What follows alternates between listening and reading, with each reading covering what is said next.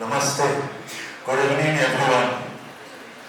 अब विकास भाई और चेतन भाई ने हमारा स्टोर तो खुलवा दिया, तो आगे हम इस फंड्स को कैसे मैनेज करना है, प्रॉफिट्स कैसे देखना है, तो इससे रिलेटेड कुछ पॉइंट्स आपके सामने आएंगे। ये पॉइंट्स जो है ये हमारे जो लेट सर गुरुजी एस.सी. मिश्रा जी है, इनके दिए हुए हैं। ये एज इट इज जो ये यहाँ पे काफी लोगों के लिए एक रिवीजन सेशन रहेगा। इट विल रिमाइंड यू, जो हमें सर हमेशा आके जो बोलते थे करते थे, तो इसी को मैंने कुछ पॉइंट्स, सर के दिए हुए पॉइंट्स को एक ब्रीफ बना के कुछ इसी सॉफ्टवेयर के हेल्प लेके हम इसको कैसे आगे लेके जा सकते हैं उस पर हम चर्चा करेंगे। तो वो सिंपल वर्किंग कैपिटल मैनेजमेंट जहाँ बोला जाता है, net working capital current assets minus current liabilities और ग्रॉस वर्किंग कैपिटल आपका करंट एसेट्स है। तो करंट एसेट्स में अगेन आपका कैश इन हैंड है, आपका जो भी बैंक बैलेंस है, आपका स्टॉक बैलेंस है, एडवांसेस, प्रीपेड है, रिसीवेबल्स है या सन्डे डेटर्स है। एंड सिमिलरली हम अगर लायबिलिटीज देखते हैं तो व्यापारी ऋणी, ट्रेड क्रेडिटर्स है, वर्किंग कैपिटल लोन जो अगर कुछ चल रहा है वो है। तो ये आपका यहाँ पे कुछ डिपॉजिट्स है किसी का, या ट्रेड क्रेडिटर्स बोला मैंने, पेबल्स कुछ भी रहेगा, तो ये आपका लायबिलिटीज गिना जाता है। तो अब एज पर रिटेलिंग ये रेशियो जो है ये 1:2 बोला गया है, current liabilities is to current assets. But in supermarket, specially अगर मैं सुपरमार्केट का बात बोलता हूँ, तो हमारे सर का एक फेमस, अच्छा हम सभी ने सुना हुआ डायलॉग है कि गधे हमारा अपना पैसा लगा के धंधा करते हो, सुना है आपने? राइट। तो यहाँ पे इसको हमने कोट किया है 1:08। आपका वर्किंग कैपिटल यहाँ पे मुझे लगता है अंकुर जी का हमको एग्जाम्पल दिया करते थे सर, कि इनका व्यापारी देनी और इनका स्टॉक सेम है, करेक्ट बोलो? व्यापारी देनी ज्यादा है स्टॉक का, राइट? तो दिस इज वेरी इंपॉर्टेंट, ये फॉलो करना है। इसके लिए हम इसके बाद के जो पार्ट्स है, इसको आप एक नोट डाउन करना चाहते हो तो कर लीजिए, इसका आपको भेजना है नोट्स तो भेज दूंगा, लेकिन इसके बाद के जो पॉइंट्स है उसको हम हमारे सॉफ्टवेयर में रिलेट करके एक समराइज करेंगे।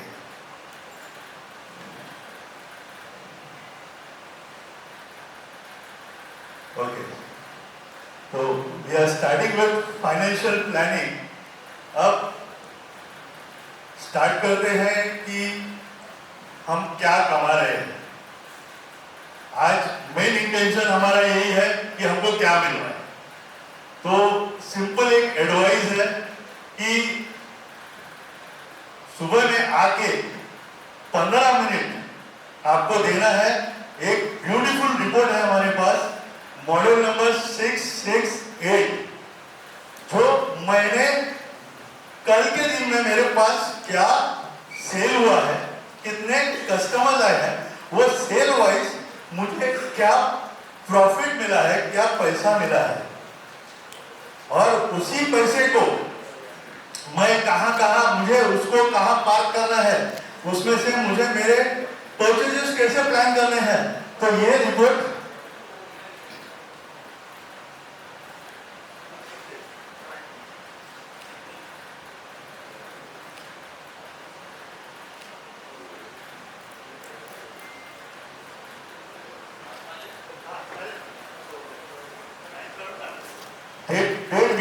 डेट हम देख रहे हैं, suppose we are seeing the previous month. आप ये 668 में अगर रन करते हो, तो अगर आप इनका आईपॉस यूज कर रहे हो, तो जो रिपोर्ट हमको चाहिए वो इमीडिएटली आपको आ रहा है, विद इन सेकेंड्स आ रहा है, राइट विकास?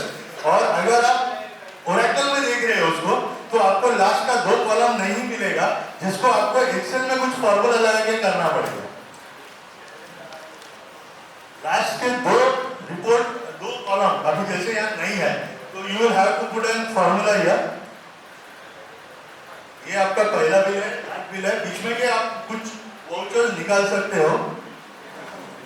हाँ, इसमें हम पूरा एनालाइज कर सकते हैं हमारा मैनुअल डिस्काउंट कुछ जा रहा है क्या, हमारा स्कीम डिस्काउंट कितना गया बिल वाइज, राइट। उसमें मतलब मेरा नॉट ओनली प्रॉफिट, अगर मेरे एंट्रीज में भी कुछ गलती हुआ है तो भी ये रिपोर्ट आपको बहुत बढ़िया तरीके से हेल्प आउट कर देगा। यस, एक काम करो,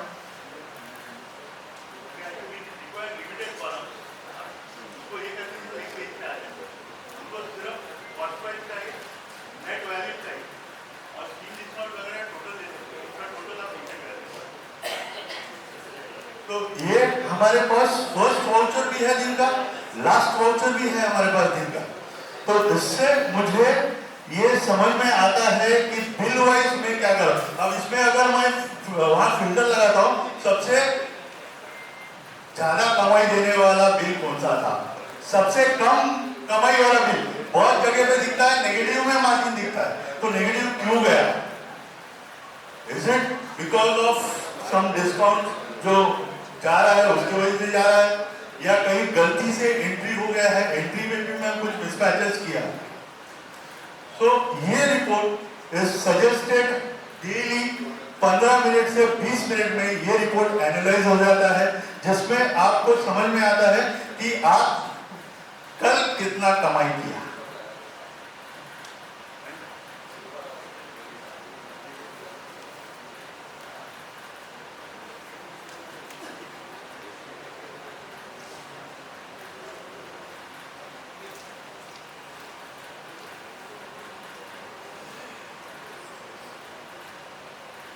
रिपोर्ट में विकास जी आप कुछ कहना चाहोगे, कुछ ऐड करना चाहोगे? एक minute,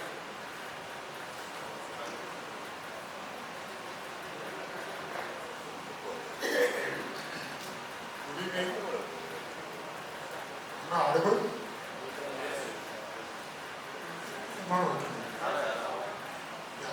Yeah. 668 is a very beautiful report. उसमें ये एक्चुअली पॉइंट ऑफ सेल का एक रजिस्टर है। इसमें आपको invoice wise, branch invoice wise आपको उसका वो इनवॉइस में कुछ डिस्काउंट दिया, स्कीम डिस्काउंट, कस्टमर कौन था, वो customer whether it is online sale और ऑफलाइन सेल है, मतलब वो स्टोर का सेल है या किसी ऑनलाइन के थ्रू की सेल हुआ है, वो समझता है। उसके अगेंस्ट कलेक्शन कैसे हुआ, cash, credit card, UPI, credit note कोई वापरा, उसका टैक्स ब्रेकअप यानी जीएसटी ब्रेकअप भी आता है उस बिल के अगेंस्ट 5%, 18% वैसा, और ये मार्जिन और वो बिल का के अंदर कितना मार्जिन अपने को मिला वो भी समझता है कि कमाई अपनी कितनी हुई। सो ये कुछ रिटेलर्स का ऐसा था कि bill wise normally bill wise पे कमाई देखता नहीं है, लेकिन अगर आपको देखना है तो देख सकते हैं बिल वाइज। जरूर देखना भाई, जरूर देखना, देखता नहीं है, यही देखना है, यही मैं बोल रहा हूँ। क्योंकि बिल वाइज ही हमको, हम एंड ऑफ द मंथ देखते हैं कि हमारा पूरा महीने में क्या हुआ, ये और महीने में होने के बाद हमें मिस्टेक समझता है कि ये मार्जिन कम क्यों है, ज्यादा क्यों। मैं बोलता हूँ यार एक दिन कल क्या हुआ आज देख लो ना। तो ये गलतियां हमारी जो हो रही है, तो this is one of the best report. तो मॉर्निंग का शुरुआत आपका ये रिपोर्ट से होना चाहिए। एक अगर मैं आपको इन टर्म्स ऑफ क्या कमाया बोलता हूँ, इसके जैसे इसमें एक 11 रुपया कितना छोटा बिल है शायद, -10 रुपया गया। तो ये माइनस क्यों गया मेरे बिल में, राइट। तो इसको हम एन नंबर ऑफ मॉडल्स में जाके देख सकते हो। 133 में हम इसका डुप्लीकेट बिल ले सकते हैं, राइट। उसके बाद हम 39 में प्रोडक्ट वाइज कौन से प्रोडक्ट में गलतियां हुआ है वो निकाल सकते हैं, वहीं से वाउचर्स में जा सकते हैं, राइट। तो ये डिटेलिंग में आप जा सकते हैं। उसके बाद सबसे इंपॉर्टेंट चीज हमें सर हमेशा बोलते थे कि 4 मैनुअल रजिस्टर होना बहुत जरूरी है। तो 4 मैनुअल में से एक मैनुअल जो है it is very important and it is expense register. Expense register आपका होना, एक पेज में पूरा महीने का एक्सपेंस लिखना, ये बहुत जरूरी है।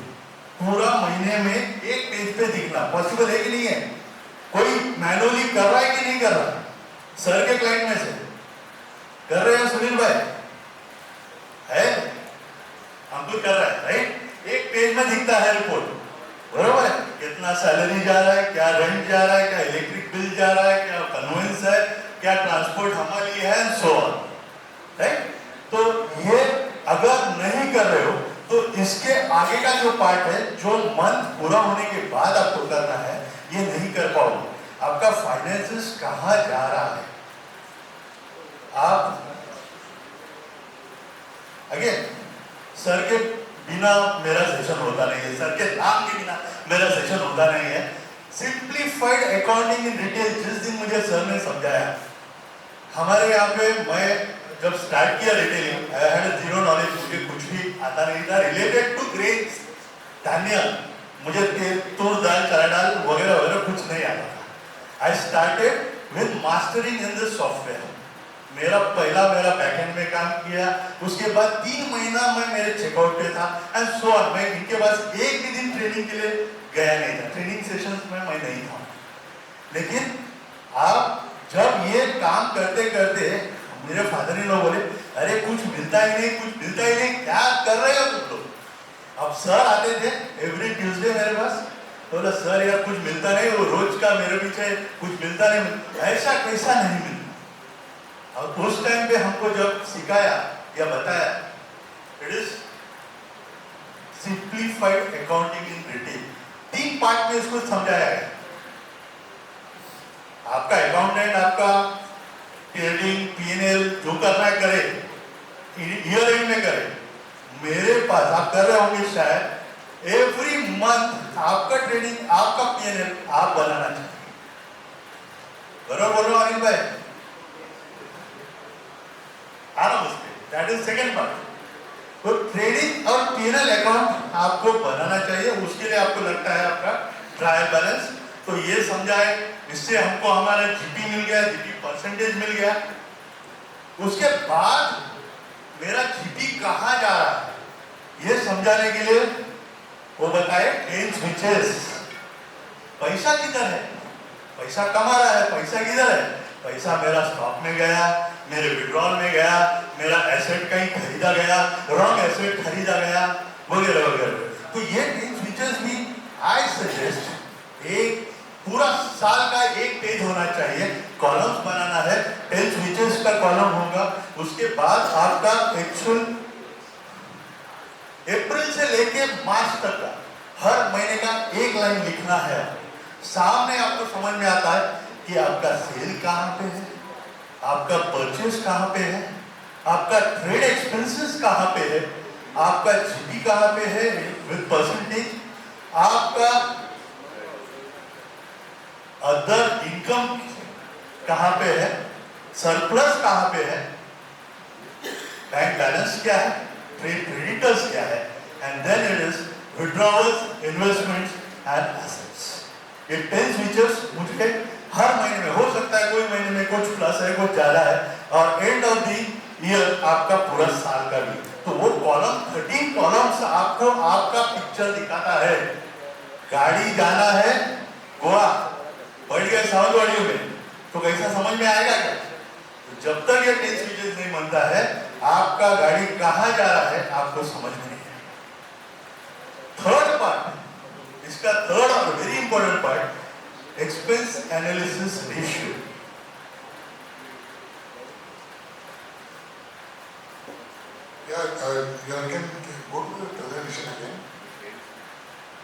अब एक्सपेंस एनालिसिस रेशियो जब बोल रहा हूं, ये भी मैं बोलता हूं कि एक पेज में पूरा साल दिखना चाहिए। अगेन अभी विकास जी ने, चेतन भाई ने समझाया आपको, वेरिएबल ओपेक्स समझाया, ट्रेडिंग एक्सपेंसेस समझाया एक साथ। इसको 2 पार्ट में हमने ए और बी लिखा है। ए में हम आपका पैकिंग शॉपिंग बैग आ रहा है, ट्रांसपोर्ट हमारी आ रहा है, जीएसटी आ रहा है, शॉर्टेज आ रहा है, कमीशन ऑन क्रेडिट कार्ड और आपका सोरेक्सो आ रहा है, और लास्ट आ रहा है आपका यूएसपी स्कीम ऑफर्स में मेरा कितना पैसा जा रहा है। नीचे बी में आ रहा है salaries, rent, electric bill, interest or all other expenses. End of the day, end of the month, मुझे मेरा नेट सरप्लस क्या है, ये एक्सपेंस एनालिसिस रेशियो करना बहुत जरूरी है। और ये मंथ वाइज अगर आप चार्ट बनाते हो तो कौन से महीने में आपको क्या स्कोप मिल रहा है, आपका यूएसपी का टारगेट क्या है। यूएसपी अगर मेरा इंटरेस्ट उतना नहीं जा रहा, मेरा स्टोर इंटरेस्ट फ्री हो चुका है, तो मैं वो इंटरेस्ट का 1%, why don't I calculate 0.5 more on my USP. मैं मेरा स्टोर का ग्रोथ प्लान कर रहा हूँ, अगर वो ग्रोथ प्लान करने के लिए मुझे कुछ और फेंकना है तो वो कहां से आएगा। तो जब तक ये चार्ट नहीं बनता है ये आप आगे नहीं बढ़ पाओगे। तो ये है कुछ पॉइंट्स जो आपको फाइनेंशियल प्लानिंग में कवर कर रहे हैं। नेक्स्ट,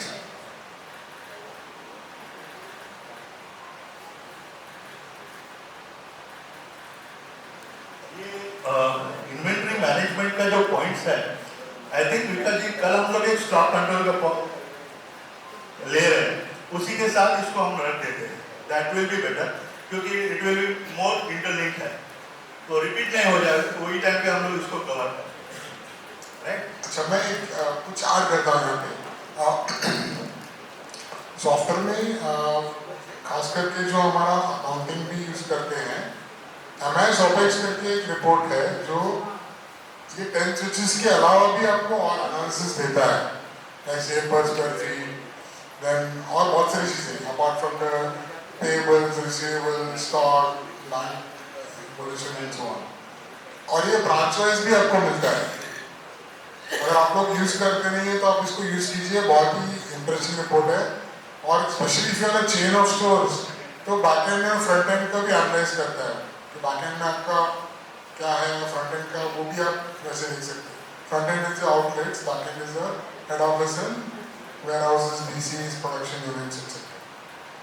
सेकेंड है कि if you go to the previous slide again, software में बजटिंग इसका प्रोविजन भी है, आप बजटिंग कर सकते हैं for expenses as well as for your purchases and stock, और वो कंट्रोल भी कर सकते हैं। जैसे एक फेमस कहावत है कि एसक्यू कंट्रोल करना है, तो अगर आपको इन्वेंट्री कंट्रोल करना है तो एसक्यू कंट्रोल करना जरूरी है, जो हम कल कवर करेंगे। बट सॉफ्टवेयर में वो रेस्ट्रिक्शंस ऑलरेडी है, and I know few clients are using it. Like one of them is Ankur Bhai again. उनका एग्जाम्पल सर देते थे, एक जमाने में उनके शॉप में 800 बाथ सोप थे, 800 एसके, वहाँ बाथ सोप थे। सर बोलते थे 150-200 से ज़्यादा नहीं होने चाहिए, 800 क्या कर रहे हो। तो मैंने अरे इसको कंट्रोल कैसे करूँ, तो सॉफ्टवेयर में वो प्रोविजन है, अगर आपने 200 सेट कर दिया, अरे स्टोर वाइज भी आप सेट कर सकते हैं, तो वो आपको 201 एसक्यू वहाँ पे एक्टिव करने देगा ही नहीं, इन्वर्ट ही नहीं करने देगा, ना ऑर्डर देने देगा, जब तक आप किसी को डीएक्टिवेट नहीं करोगे। तो इस तरह के कंट्रोल्स भी हैं। 10 स्विचेस का रिपोर्ट भी है, बट एमआईएस ओपेक्स इनमें और ज़्यादा आपको डिटेल मिलता है। अगर आप यूज़ कर नहीं रहे हैं तो यूज़ करना शुरू कीजिए। तो we are skipping next inventory management, उसको स्टॉक कंट्रोल के साथ ले लेंगे। ओके, एसेट मैनेजमेंट, वो टाइम पे पैकिंग मशीन तो ले लिया, कन्वेयर बेल्ट तो ले लिया, वेइंग मशीन तो ले लिया, मैं स्टोर घूमता हूँ, देखता हूँ, वो टाइम पे जरा काम ही नहीं कर रहा है, बंद पड़ा है, ऐसे मशीन का क्या काम। तो जो आप एसेट लिए हो, वो एसेट का सही में आपको जरूरत है क्या, अगर जरूरत है तो उसका उपयोग बरोबर हो रहा है कि नहीं हो रहा है पूरा, तो ही उसका वैल्यू निकलेगा। नहीं तो लेके रख लिया और वो पड़ा है, वो जगह भी आपका वेस्ट कर रहा है और काम भी नहीं कर रहा। तो आपके लिए आप whatever assets you are taking, how important it is for your efficiency, आपके लिए कितना इंपॉर्टेंट रहेगा, ये कॉल आपका रहेगा। And this is again step by step. पहला दुकान मेरा आज ओपनिंग हो रहा है, जैसे विकास जी ने आज ओपन किया, मैं आज ही पैकिंग मशीन नहीं ले पाऊंगा, नहीं ले लूंगा, उसका टाइम आएगा, वो टाइम के बाद ही, इधर गया प्रसाद नहीं तो टाइम के आने पे ही उसको हम ले पाएंगे। राइट? तो यही इन शॉर्ट जो भी एसेट्स हम ले रहे हैं इसको हम पूरा यूज होना चाहिए। एसेट डिस्पोज, अब जैसे मेरे टाइम पे होम डिलीवरी हम साइकिल से करते थे, मेरे पास 6 साइकिल था, होम डिलीवरी हो जाता था। आज कहाँ साइकिल से डिलीवरी होता है? तो वो साइकिल अगर मेरे पास पड़ा है, अभी भी पड़ा है, तो वो सब रखे मैं क्या करूँगा? मेरा स्टोर बंद हो रहा है, रिडेवलपमेंट में प्रॉपर्टी जा रहा है, अब वो मैं पूरा फर्नीचर 5 साल संभाल के रखूं, ये तो होना ही नहीं चाहिए। 5 साल के बाद मैं जब करूँगा तो मेरा फाइनेंशियल कैसे मैं रिकवर करूँ, इस पे आपका स्मार्ट थिंकिंग और वर्किंग बहुत जरूरी है।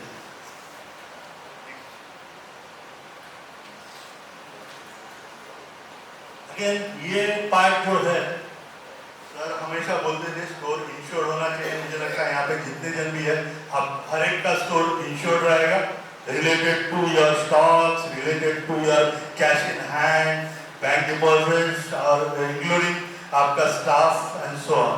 तो क्रेडिट इंश्योर्ड होना ही चाहिए। कल को कुछ अनहोनी हो जाता है, या बहुत से केसेस में हुआ है, हमारे क्लाइंट्स के पास हुआ है, तो वो मुझे मेरा स्टोर रीस्ट्रक्चर करके इमीडिएटली एट द अर्लीस्ट मैं खड़ा कर पाऊँ। तो रिस्क मैनेजमेंट में मेरे हिसाब से यही पॉइंट्स मैं कवर कर रहा हूँ। नेक्स्ट पॉइंट,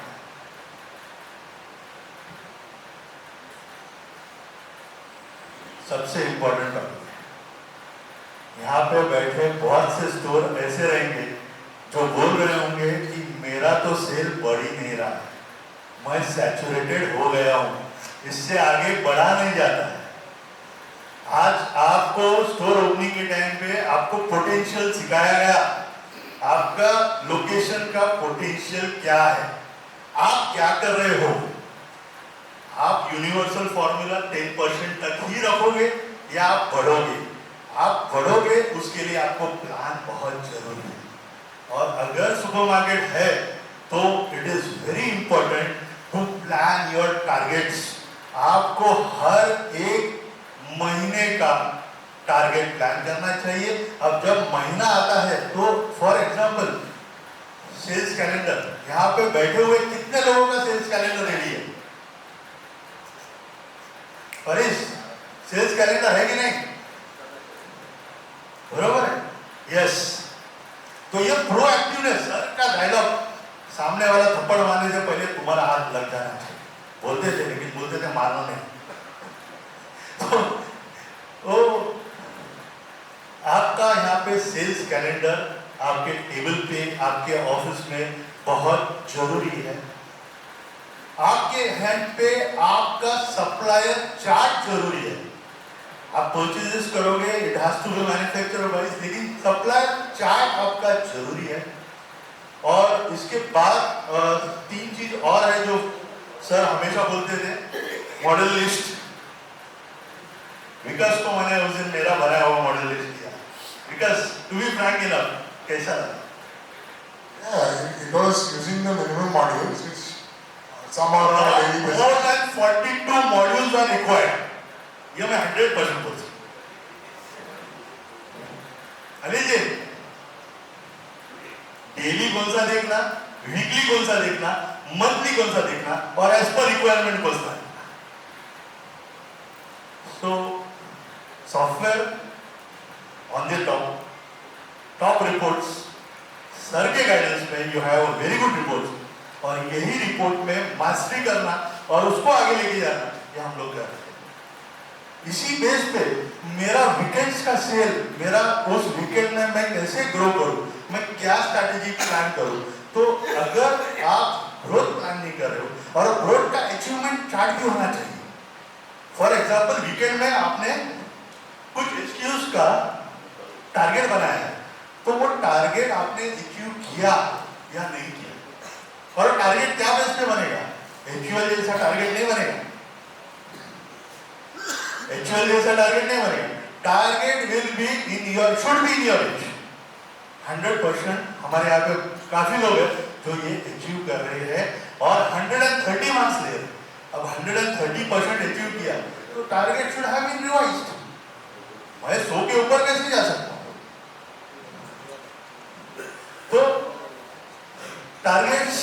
प्लान होना चाहिए, अचीव होना चाहिए, मॉनिटर होना चाहिए। तो मेरे एंड से I think I will wind up here. Thank you.